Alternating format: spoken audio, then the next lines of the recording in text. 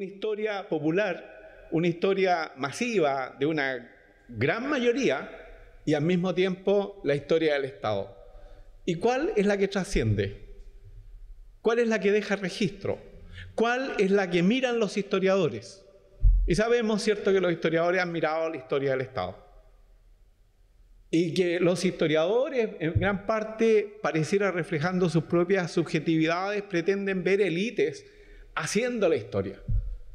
Pero les cuesta ver a las masas haciendo la historia. Y a raíz de esto, ¿cierto?, por más de, no sé, 150 años de historia profesional en Chile, las masas estuvieron ausentes, hasta que irrumpieron en la historia, irrumpieron, diríamos, en la década de 1980, con una fuerza que hasta ahora se contempla. El profesor Sergio González, su libro es Hombres y Mujeres de la Pampa. No es la historia del salitre, no es la historia de North, que escribió en algún momento el profesor Ramírez Necochea o el profesor Harold Brakeman. No, Hombres y Mujeres de la Pampa. Fijó la mirada en la gente y esa es como la nueva historia. Ahora, en esa nueva historia, lamentablemente, la profundidad que tiene la indagatoria, creo yo, no es suficiente como para dar cuenta de la formación de esta identidad. Y en la formación de esta identidad es donde, por lo menos pienso yo, es posible comenzar a pensar en la formación de la sociedad, llamémosla chilena, en esta sociedad que prospera aquí en los valles, en el Valle Central de Chile, durante 4 siglos o 5 siglos, esta sociedad con una larga historia, es posible echar otra mirada. Ya, por ejemplo, los conceptos de colonial han sido desechados por la historiografía más reciente. Porque lo colonial ponía el énfasis en la relación entre Chile y España. Y al poner el énfasis entre Chile y España en el vínculo, se establecen inmediatamente algunos conceptos y categorías que son los que ustedes conocen. De una parte, el vasallaje, de otra parte, la dependencia, de otra parte, la condición subalterna, la dominación colonial. Y con todas esas categorías ustedes oscurecen el panorama. Que si vamos a buscar en la historia más temprana de Chile, ¿qué tendríamos que buscar? ¿Qué fue lo que buscó Miguel Luis Amunátegui? Los precursores de la independencia, los precursores del momento en que Chile se libera de este yugo colonial. Y la condición de colonial quedó establecida para los textos de historia. Y nuestra visión de ese periodo es un periodo oscuro, una especie de edad media del país, una especie, es el tiempo del control imperial, es el tiempo de la explotación y, como dije antes, el tiempo de la dependencia. No es un tiempo para sentirse orgulloso. 275 años sometidos al yugo peninsular, al yugo español. Ahora, ¿qué vamos a decir sobre el comienzo del yugo? Cuando ustedes están pensando en la conquista, ¿cierto? Estamos siempre pensando primero que es posible que 150 soldados conquisten a 1 millón. No nos damos cuenta lo que implica eso epistemológicamente. ¿Cómo es posible que conquisten a 1 millón? ¿Cómo es posible que 37 soldados en Perú, o 187 soldados en Perú, depende del autor, hayan conquistado a 7 millones, que es el Imperio Inca? ¿Cómo compatibilizamos la caída del Imperio Inca con la irrupción de este pequeño contingente de aventureros que no sabían leer ni escribir, que echan abajo uno de los imperios mejor organizados del mundo? Y el imperio mejor organizado del mundo, tengan la certeza, no es un imperio que tiene bien organizadas las postas, ni que tiene camino, ni que reparte comidas por todo el imperio. Es el imperio que tiene las mejores fuerzas militares. ¿Cómo es posible desarticular eso? Y la facilidad con que se lleva a cabo. En menos de 5 años, el imperio desaparece. Y en ese momento, ¿cierto?, ustedes tienen imágenes asociadas a este proceso. Los vencidos, el etnocidio, el genocidio. Y de esa manera explican. Y la superioridad tecnológica de los españoles, la superioridad en su organización, la superioridad en sus formas productivas, todo contribuiría a que un grupo pequeño de españoles destruya un imperio. o que un grupo pequeño de españoles se instale en Chile y se establezca y se haga dueño de todo. Y para consagrar esta imagen, que es la que ustedes tienen en la mente, les ponen el billete de 500 pesos a Pedro de Valdivia repartiendo el valle. Eso nunca lo olviden. Esa es la imagen, creo yo, que le gusta a la oligarquía, que le gusta a la élite, que le gusta a la aristocracia historiográfica plantearse. El momento en que este pequeño puñado de hombres con espíritu renacentista, con un sentido empresarial, estos aventureros del mundo, estos constructores de mundos, llegaron a Chile y tocaron con sus manos y con su vara mágica este lugar y nos civilizaron. Y cuando digo nos, es porque yo creo que en esa época, igual que ahora, éramos parte de la masa. Una masa, en este caso, tan flexible, una masa tan dúctil, tan sumisa, una masa sin un proyecto político, una masa que carece de una orientación, que carece de inteligencia. Eso creo yo que es como un saldo de esa historiografía. Ahora, ¿qué pasa si nos planteamos que el proceso fue totalmente distinto? Que la llegada de los españoles, por ejemplo, a Perú, significa que tuvo lugar en Perú la mayor revolución social que se haya conocido en el mundo andino. En que se liberó del yugo imperial de unos pocos señores y sátrapas a las grandes masas del mundo andino. Que si yo me sitúo en el mundo de las masas, de los que construyeron y tuvieron que construir como esclavos Machu Picchu, en ese momento estoy entendiendo lo que efectivamente sucede cuando llegan los españoles al Perú. ¿Por qué se levantan los pueblos? ¿Por qué se destruyen? ¿Por qué se incendian las grandes ciudades mayas? ¿Por qué los últimos príncipes mexicas son todos aniquilados en un palacio? Cuando Cortés está peleando con los guerreros aztecas, los indios de México están matando a los señores. Y eso, fíjense ustedes, la ausencia de imagen, la ausencia de relato respecto de esa gran revolución social. Yo les podría decir que la ausencia de relato es porque obviamente a la oligarquía de nuestro país, que han predominado desde el punto de vista historiográfico, no les interesa decir que en algún momento América, la América negra, la América mestiza, la América cobriza, esa América indígena se levantó contra los señores y destruyó todo lo que había. No les interesa, porque no nos van a poner la historia como un ejemplo. Pero en segundo lugar, y esto creo que es importante, y por eso comencé hablando sobre el carácter pluralista que tenía esta escuela, esta comunidad que existía que permitía todo. Mi primera conferencia fue sobre eso en la escuela. Se estaban celebrando, conmemorando los 500 años de la llegada de Colón y se hizo acá un seminario y fui invitado. Y recuerdo que hablé sobre eso, hablé sobre esta gestación de una sociedad, ya no desde el marco epistemológico de la conquista y la dominación, sino una sociedad que se está desenvolviendo, donde esas masas tienen un lugar en la historia.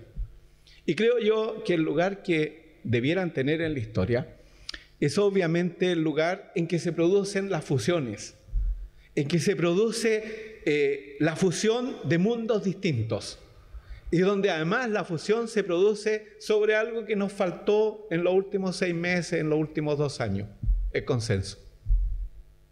Nos faltó la responsabilidad social. Pero eso es lo que debe estar presente cuando se produce la fusión. Primero, tener conciencia de quiénes somos y, en segundo lugar, hacia dónde vamos. Y eso yo creo que en el siglo XVI, en Chile, se dio en abundancia. Y que más que conquista, tendríamos que hablar de la gestación de una nueva sociedad, vale decir aquí con los elementos que vienen de afuera, que no son pocos: traer trigo, traer caballo, traer armas de fierro. ¿Ustedes se han preguntado cómo un Promaucae, cómo un Mapochoe cortaba un árbol? ¿Con un cordel? ¿Con qué lo habrá cortado? ¿Con una concha de choro? Para echarse abajo un árbol, ¿cómo lo cortaba? Y cuando el español le dijo, no, mire hermano, esto se llama serrucho, y hacemos así, y más o menos en 3 minutos tiene el árbol abajo. Entonces, esto no es un problema de superioridad, la tecnología es mejor. Y entonces probablemente Mapuche le haber dicho, el mapuchoe, ¿y cuánto más o menos usted vende el serruchito? La lupa. ¿En cuánto vende el trigo? Oye, los arqueólogos se enfrentan siempre a un misterio. El primer misterio es que no hay tumbas de un etnocidio. Eso es lo primero. No hay tumbas. No se encuentran las tumbas del genocidio, que debieran estar. Se encuentran en otras partes, pero aquí en Chile no hay. Y no digo de genocidio de los españoles, sino de genocidio indígena. Ustedes probablemente han sabido de la tumba del señor de Zipán. Estaba cubierta como por 3.000 cadáveres. El señor de Zipán. Esos eran los sátrapas que gobernaban América. Después de eso no hay tumbas masivas.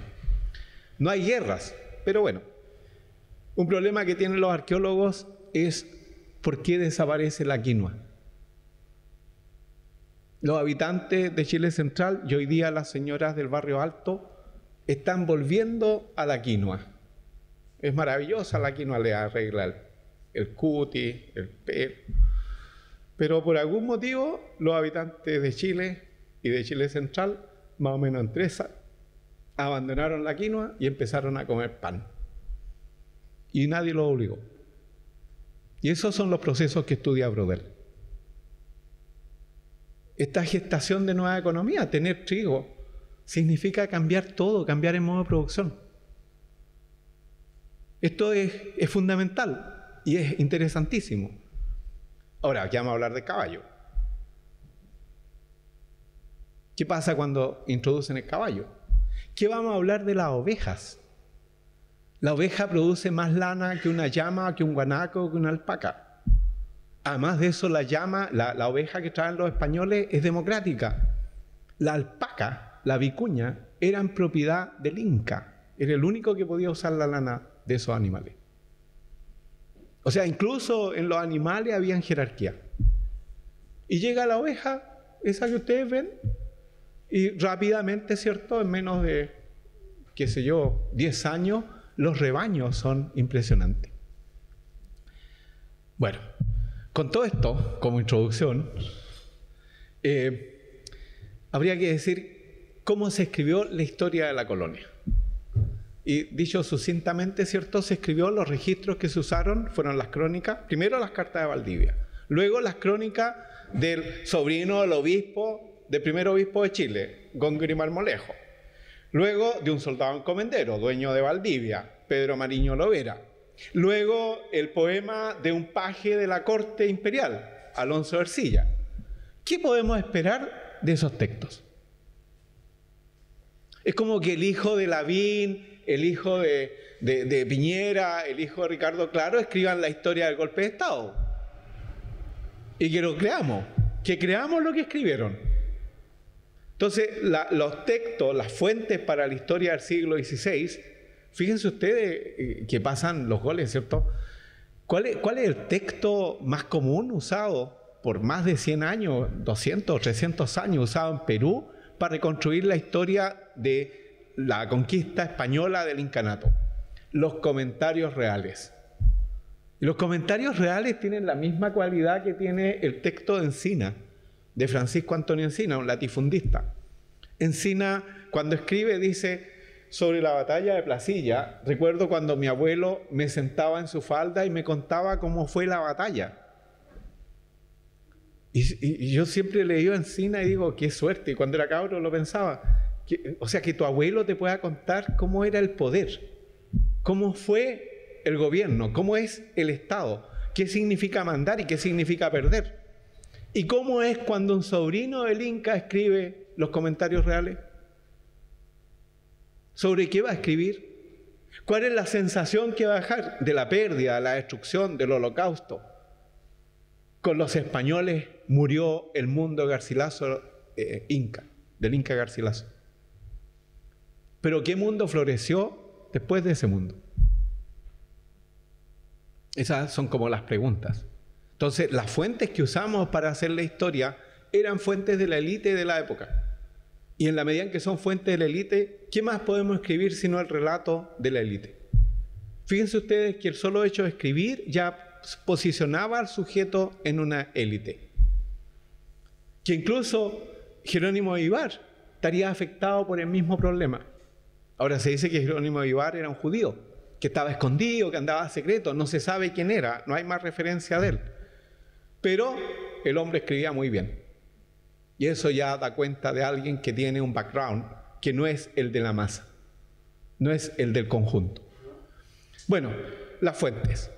Después de eso se descubrieron en el siglo XIX las actas del Cabildo Colonial, otra institución aristocrática. Solo los vecinos eran miembros del Cabildo y los que ejercían el poder en el Cabildo eran los más poderosos. Y así, ¿cierto?, nos fuimos desenvolviendo en un mundo de fuentes que determina la condición misma del relato. Es difícil escapar del relato aristocrático. Y es difícil escapar luego de esta especie de apología que se hace del conquistador que destruye a mundos de millones, que somete a mundos de millones. Es la proyección, en última instancia, de los deseos de los aristócratas. Y entonces el relato mismo proyecta la imagen de un sujeto omnipotente, superior, que domina. Y que domina a las masas que son bárbaras, que son incivilizadas, que son indígenas. En eso, ¿cierto?, había que romper el molde. Y vuelvo a lo que dije al comienzo. Uno puede romper el molde cuando hay condiciones reales, materiales, que permiten romperlo. En mi caso, escribir sobre temas que son ortodoxos, que quiebran el paradigma y que no me echen del trabajo. Eso es lo que terminó, para mí por lo menos. Por eso insisto en vincular mi producción historiográfica a un lugar, a un sitio que es este, que es la Universidad del Paraíso, que me permitió hacer eso. Y eso ténganlo presente. Porque nosotros fuimos exiliados, fuimos perseguidos. ¿Por qué? Porque queríamos quebrar el paradigma. Pero después de eso, tenemos que siempre respetar a quienes van quebrando el paradigma, a quienes innovan en la producción, para ir generando los espacios de la renovación. Ninguno de nosotros dice la verdad. Simplemente hacemos un aporte para enriquecer nuestra visión del pasado. Y en ese sentido, una escuela de historia debe albergar todo. Todo es necesario. Cuando le digo esto, es porque el paradigma que quebramos, lo quebramos, por ejemplo, con esto. Esta es una carta de venta de un solar que lleva a cabo Pedro Horro. Siempre pensamos que Horro era un negro, porque dicen un negro Horro. ¿Dónde figuraba este negro Horro? Cuando Valdivia convoca al primer cabildo abierto que se celebra en Chile, lo convoca en la Plaza de Armas, en los paredones del Inca, dice, y el que convoca es el pregonero, un negro Horro. Y entonces sabíamos que el único negro o primer negro que hay en Chile se llamaba Pedro Horro, un negro. Pero fíjense lo que está haciendo el negro. Está vendiendo un solar. Y qué bonito, digámoslo así. Qué bonito que un negro es dueño de un pedazo de tierra en la ciudad. Alguien me dirá, bueno, profesor, es que el negro más que mal era el pregonero, era el que gritaba, el que tenía la voz más potente. Sí, pero tenía un lugar también. Y miren a quién le está vendiendo. A Juan Cayo. ¿Alcanzan a leer? Dice, parecieron presentes la una parte Pedro Horro, indio del Cusco, y de la otra Juan Cayo, indio del Cusco. Ladinos en lengua de Castilla, hablan castellano. Dijeron, el dicho Pedro Horro, que él quiere vender un solar que está en La Chimba, el barrio de, se supone, los soldados aliados que vienen con Valdivia desde el Perú a Chile. Y ahí de nuevo tenemos problemas. ¿Cómo es posible que un contingente de soldados, de guerreros del mundo andino, se viene con este conquistador a Chile? Ahí yo les pido a ustedes que escuchen el relato de Patricio Mans, el Yanacona. Traidores. Que es fácil decir, traidores. Designar o distribuir descalificativo. Traidor. Un Yanacona sinónimo de traidor. ¿No lo ven ustedes como el soldado polaco que se suma a la fuerza del Ejército Rojo cuando libera Polonia de los nazis? Ese no es traidor. Entonces, es para que se enfrenten en lo más crudo a la construcción de las categorías. Pero pongámonos un poco más allá. Y este problema que yo creo que siempre debemos pensar. Cuando Ciudad de México en la segunda arremetida de Cortés cae gracias en gran parte a la alianza que tiene Cortés con los reinos sometidos por los mexicas que se levantan con Cortés para echar abajo el imperio azteca. Los tlaxcaltecas y los purépeches. Y entonces esos son los ejércitos que entran a la ciudad si los aztecas no se estaban dando. El Inca no se estaba dando. No se está rindiendo y tienen las mejores fuerzas. Tienen sus guardias pretorianas. ¿Cómo los derrotan? Movilizando los otros pueblos. Y entonces aquí viene un problema de la historiografía, creo yo. Y es que ustedes pueden decir, bien, se levantaron los reinos sometidos y liquidaron al antiguo imperio. Y pueden describir la matanza y todo lo que ocurre en Ciudad de México o lo que sucede en el Cusco, cuando se levantan también y echan abajo a Atahualpa. El problema yo creo que podría ya haber sido resuelto, el de la alianza. ¿No? Y hace poco leí en internet, vi una cosa en YouTube, una de las últimas investigaciones en Lima da cuenta de los muertos en la batalla de Lima en 1537. ¿No? La batalla en que Manco Inca, liderando la rebelión inca contra los españoles, asalta a Ciudad de los Reyes, Lima, y se producen unas batallas que duran como un año. Y se hizo un estudio, y en el estudio, imagínense ustedes, hay 50 muertos, y de los 50 muertos hay 2 muertos por balazo. Y son los primeros cadáveres, cráneos con una bala. Y esos murieron de un balazo español. El resto de la gente mostraban, ¿cierto?, las caras quebradas, los cráneos rotos, porque le habían dado un mazazo. Y calcularon con gente del FBI, de estos CSI, CSI, estudiaron todo. La única arma que podía haber liquidado a esa gente era una arma indígena. El peso, todo indicaba hacia allá.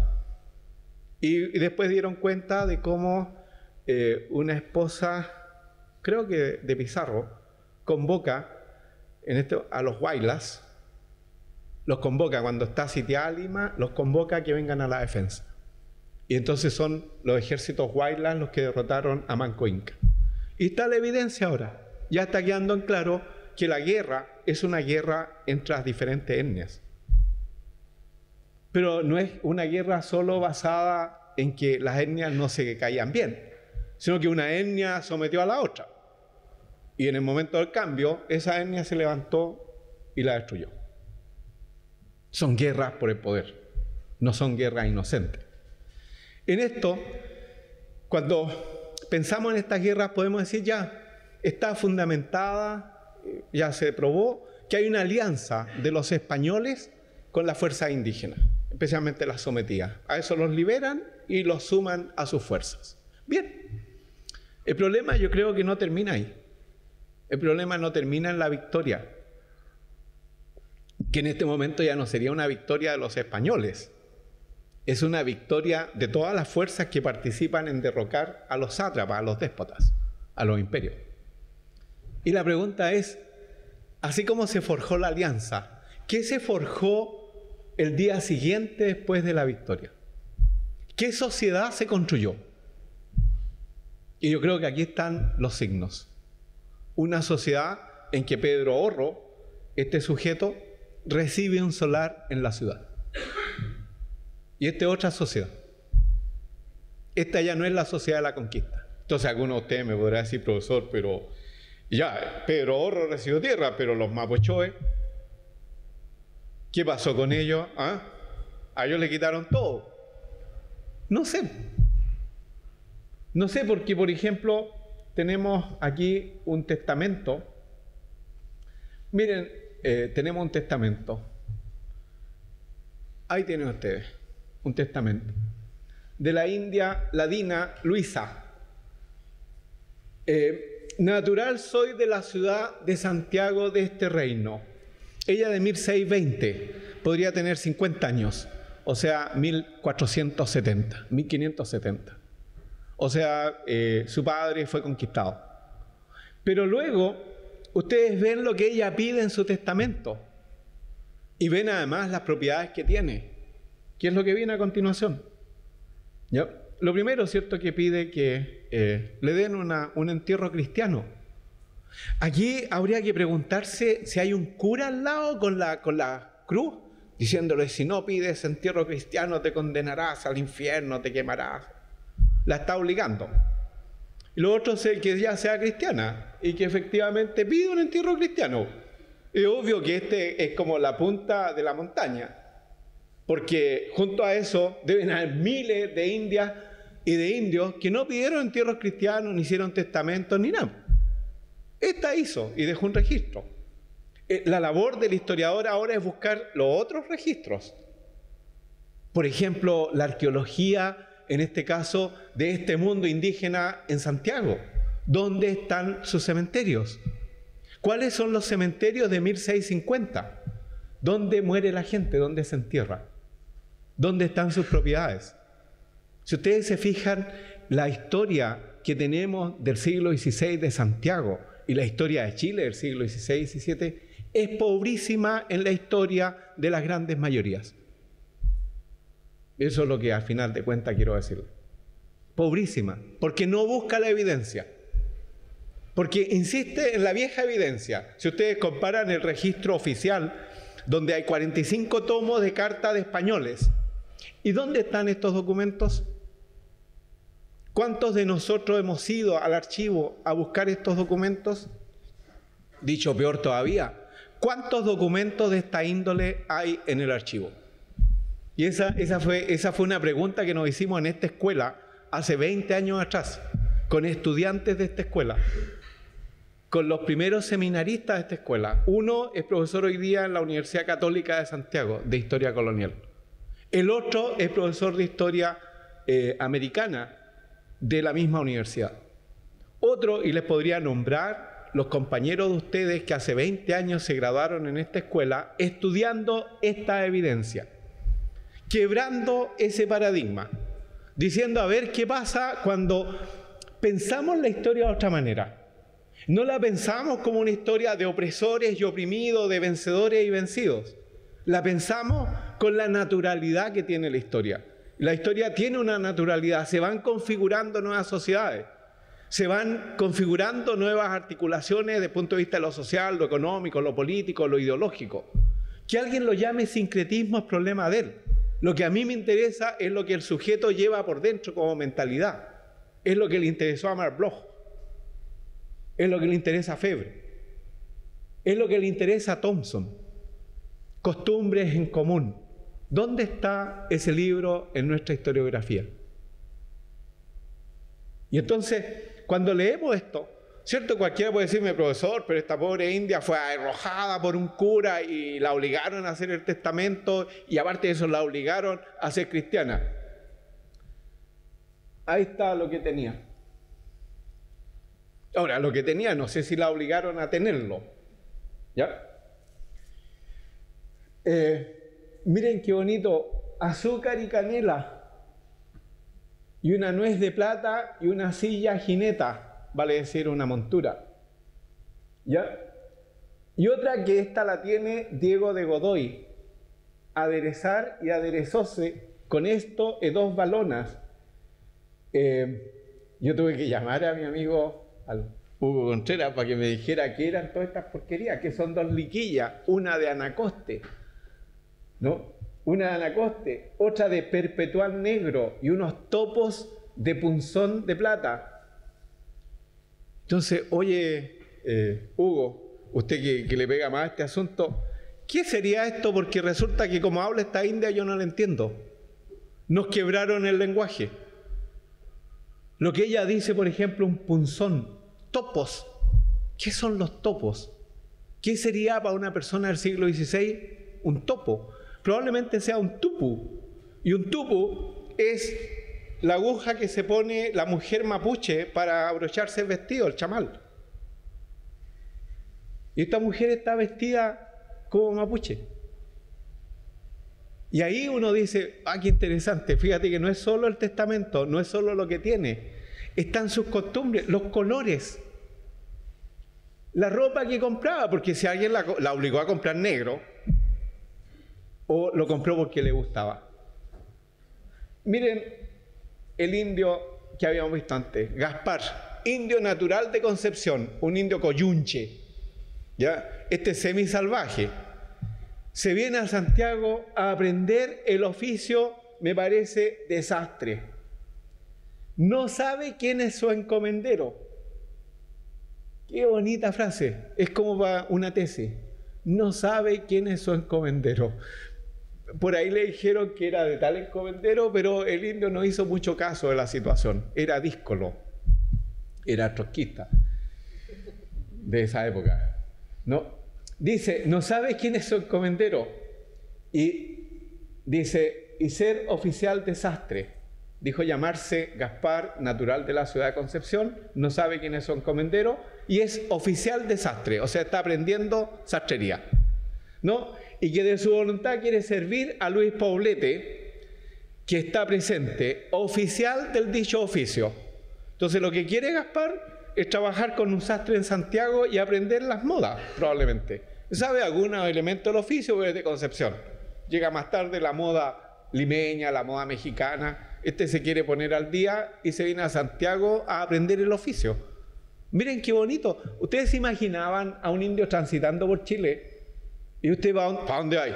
Vos sois sometido, vencido, te matamos a toda la familia, ¿para dónde vais? No, voy a aprender el oficio de sastre. ¿Y para qué? Para estar a la moda, po.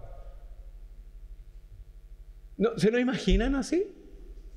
¿O se imaginan un indio cargado, cada vez con más cargas de papa, trigo y cuestiones en la cabeza y hasta que se reviente?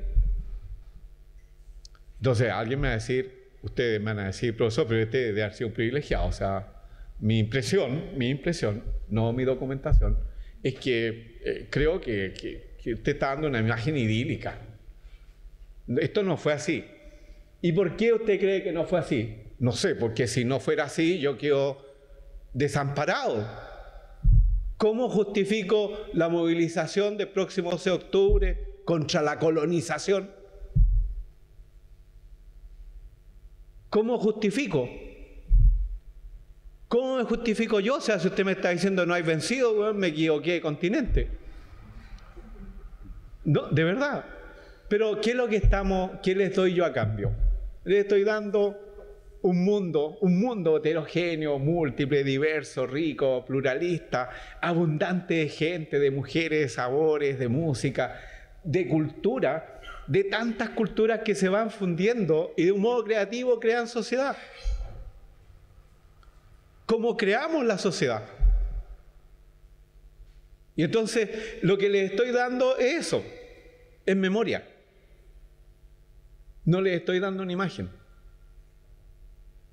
Es simplemente restaurando la memoria nuestra. Porque yo no puedo pensar que mis abuelos bajaron la cabeza sumisamente frente a los que mandaban. Y pienso que mis ancestros nunca lo hicieron. ¿Y por qué pienso eso? Porque todavía si yo digo Chile, lo digo como mapuche. Y en alguna parte de mi ser conservo todas las tradiciones de mi antepasado. Soy parte, soy átomo de ese mundo. Soy partícula de ese mundo. Vengo de ese mundo. Y ese mundo que llamamos del pueblo. Y entonces la forma de enfrentarnos a la historia aristocrática es levantando justamente las banderas de la historia del pueblo. Pero para levantar esas banderas tenemos que nosotros, los historiadores, hacer la investigación y demostrar que en los inicios de esta sociedad no hay de ninguna manera un hombre que mande.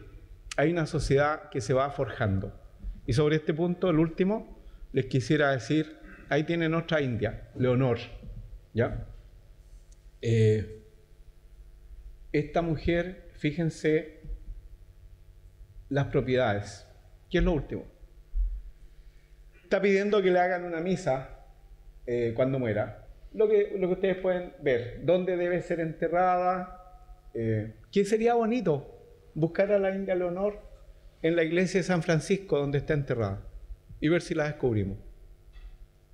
Ahí estaba uno de los cementerios de indios y ahí la enterraron y pidió que lo hicieran de esa manera, que el día del dicho mi entierro, si fuere hora y si no otro día siguiente, se me digan en el dicho convento del Señor San Francisco y por sus religiosos una misa cantada de cuerpo presente.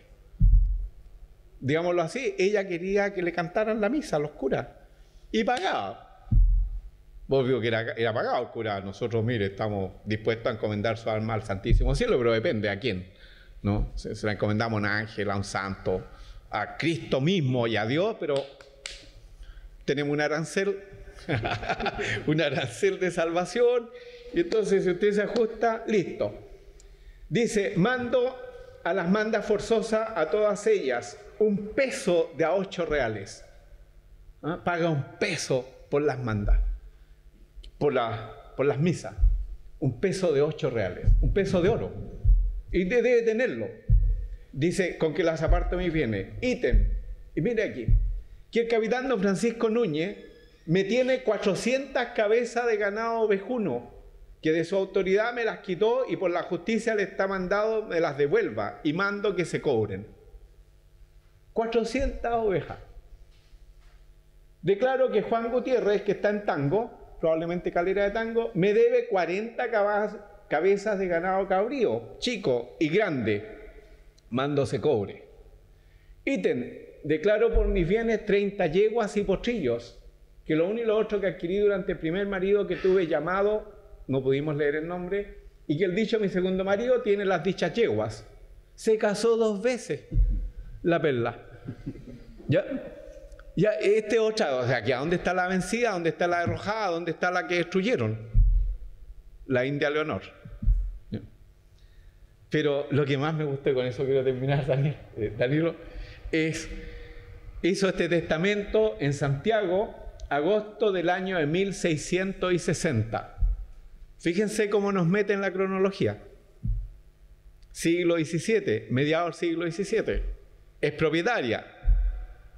Se casó 2 veces, tuvo hijos, está testando, pide que le recen la misa en la iglesia de San Francisco. Lo primero, ¿cuántos de estos documentos hay en el archivo? Y les puedo decir para su tranquilidad que más o menos el 80% de los documentos son de esta índole. Si hay 1 millón de documentos, 800.000 son de indios, que era lo lógico. Si la población de Chile mayoritariamente es popular y es indígena, los papeles que hay ahí son populares e indígenas. Ustedes cuando realizan una tesis o un trabajo de investigación sobre esto, el único problema que tienen es la cantidad. Piensen ustedes que, por ejemplo, el Hugo, cuando hizo su tesis sobre Talagante, estoy terminando, cuando hizo su tesis sobre Talagante, al final la tesis de más o menos 2.000 documentos que encontró, porque es bien acucioso, usó como 30, ¿no? Y lo llamó conflictos de poder en la sucesión del cacicazgo de Martina Toro en Talagante. O sea, pudo elegir de conjunto de la historia de Talagante un incidente y con eso hacer la historia. Porque la cantidad de papeles es infinita, lo que hay en el Archivo Nacional. Es lo primero. Y era lógico, si es la gente es la que deja la huella. Lo que sí, se han mirado los registros equivocados. Yo aquí estoy mirando 3 registros: testamento, asiento de trabajo, que es un contrato, y me olvidé mostrarles, quizás sea bueno, miren en el asiento lo que cobra, porque él va a trabajar con un oficial de sastre y por eso cobra. Y miren lo que cobra este sujeto indio Gaspar de Concepción.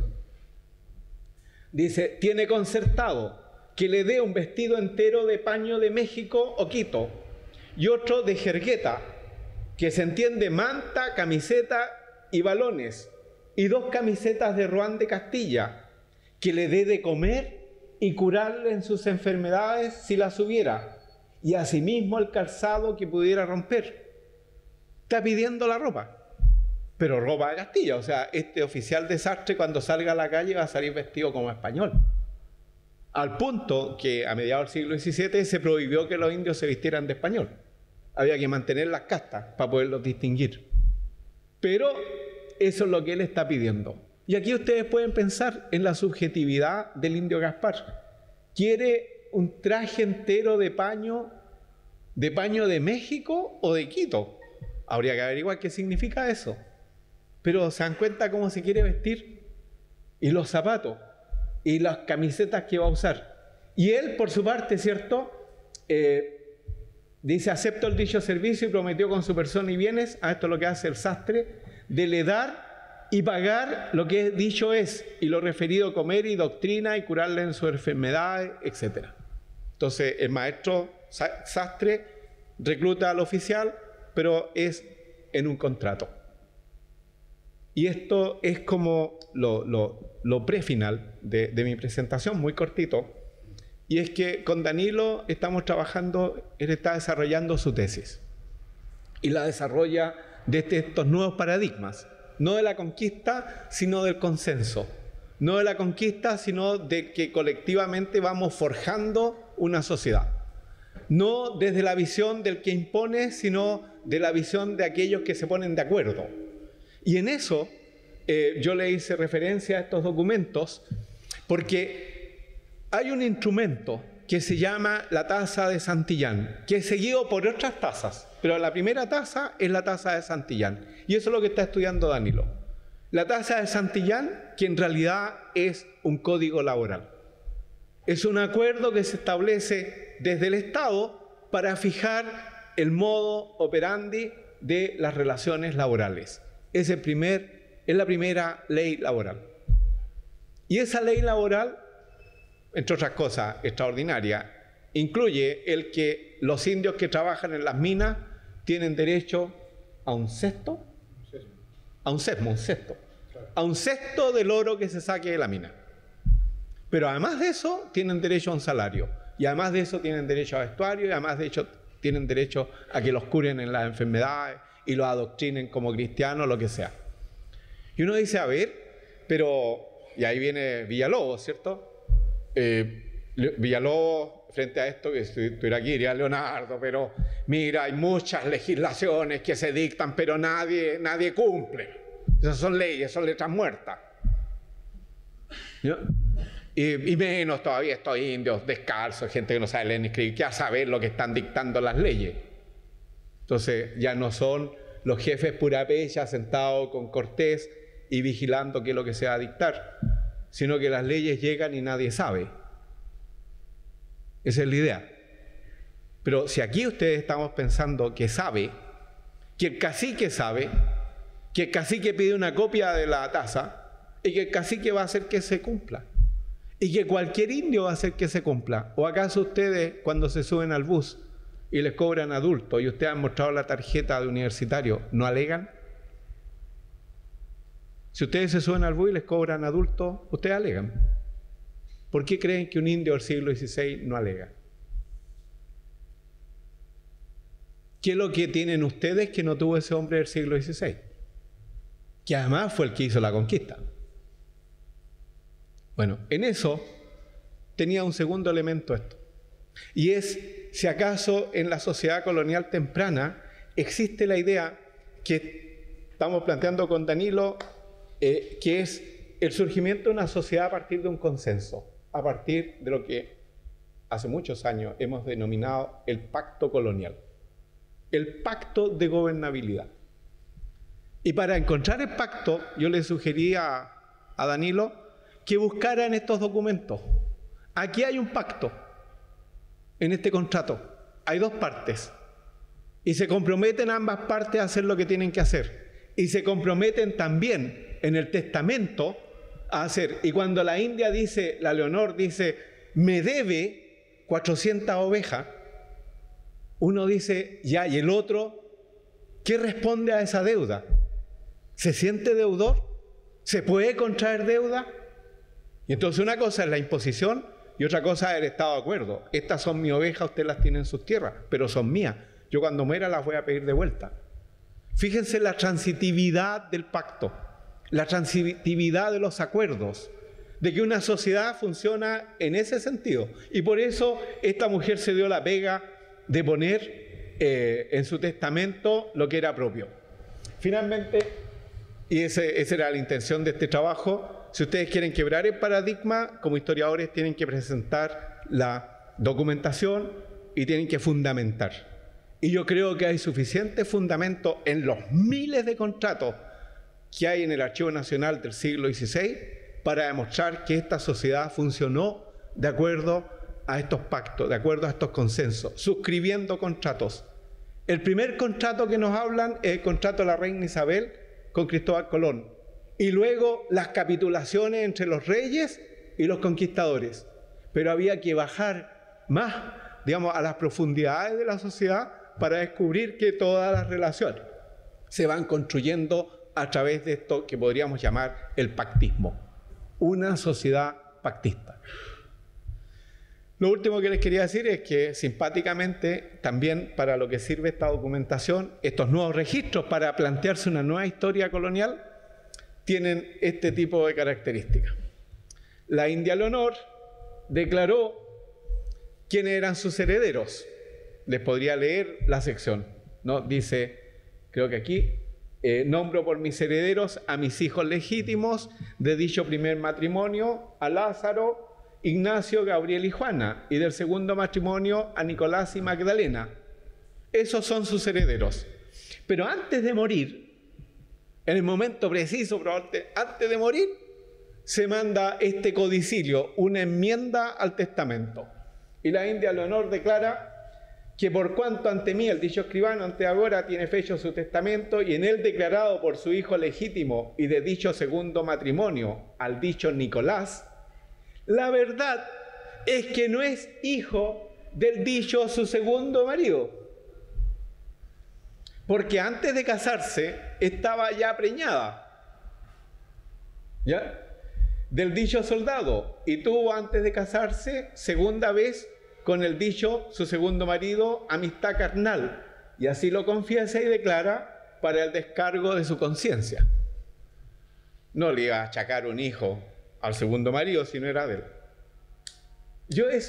Estos son siempre como los detalles, el detalle de la historia, entre un tremendo sentido del honor, un tremendo sentido de la virtud, un tremendo sentido de la responsabilidad social y también un tremendo sentido de que la vida ocurre siempre de un modo natural, nunca de acuerdo a las leyes. Muchas gracias.